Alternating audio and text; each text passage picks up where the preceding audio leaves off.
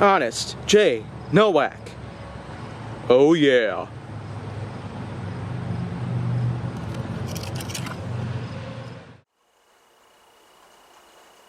A pleasure to meet all at last, and welcome back to Honest J. Nowak, Mark of the Line, and also to another day with some more stuff to talk about. Based on car marks, pretty much. That's what Mark of the Line is essentially going to be all about. But let's just say that, well, with this next mark, there certainly is a lot of history behind it.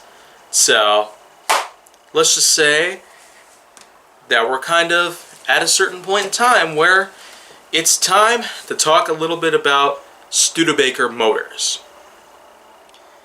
Now, I've talked about Opel just yesterday. Let's just say that Studebaker is a bit older than that. If it were still around, then well, yeah, it probably would have broken the record for how old automotive marque would have been. It was first founded in 1852, exactly a whole decade before Opel. But unfortunately, it's yet another one of those cases where it is a now defunct company, as they went bankrupt and ceased operations in 1967, 115 years later. So, when you think about it, that is a pretty long time. 1852 to 1967. But it's still a bit under the current age of Opel Motors itself. It is in fact going to be nearly 160 years old this year.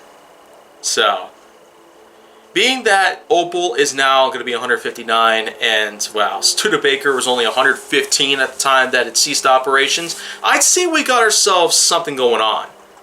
Which, so to speak, that sure is quite an amazing feat that could have been accomplished if it were not discontinued, by all means. But the thing is, Studebaker has had quite a history.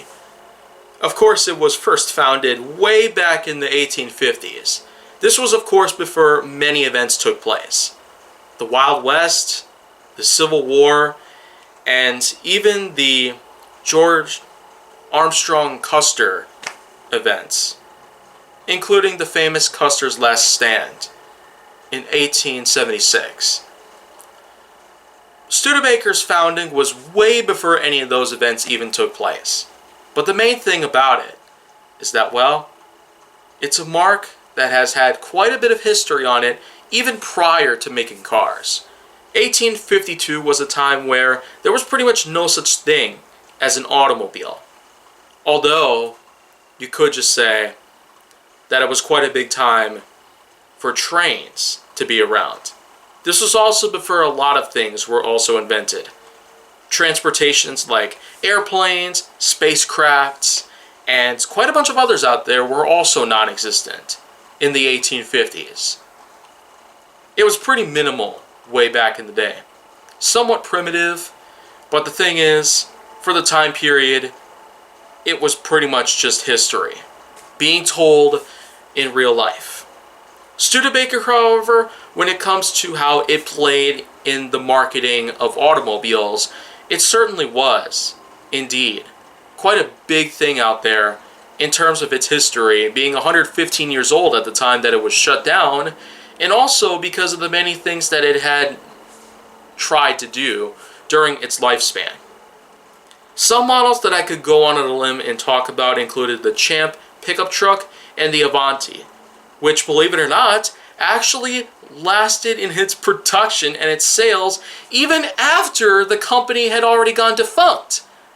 Yeah, that's right. The model range for the Avanti actually goes slightly beyond 1968, so more than a year after the company was shut down. Now, if that ain't crazy enough, I don't really know what is. But of course, this would not necessarily be the only case of something going on forward even after the company itself had been shut down for any reason whatsoever. There are a lot of products out there that still kept getting sold even after the company that originally manufactured some products. Some companies managed to go out of business pretty quickly while others still were able to stick around somehow. Probably due to loans, probably due to debt being paid, or probably due to something else. Studebaker, however, for 115 years that it had run, I'd say for sure that was a good run for the time period. But that was nowhere near close to my time. So, of course, I'm probably not necessarily as familiar with it. Although I do try to see what kind of information I could potentially bring up. But the thing is, well, I suppose I've talked quite a bit about it. Its overall history is very lengthy, and in spite of its closure, it still is looked upon as quite a big backstory in automotive history. A lot of things have been tried, a lot of merits had been gained, and some things had pretty much just been left for dead, pretty much till the end of time. That's pretty much just a good lesson to note that not every single node of damage can pretty much be fixed or undone in any possible way. Just like with what many of these more recent events are pretty much teaching us. So the thing is, that's just pretty much what all that is.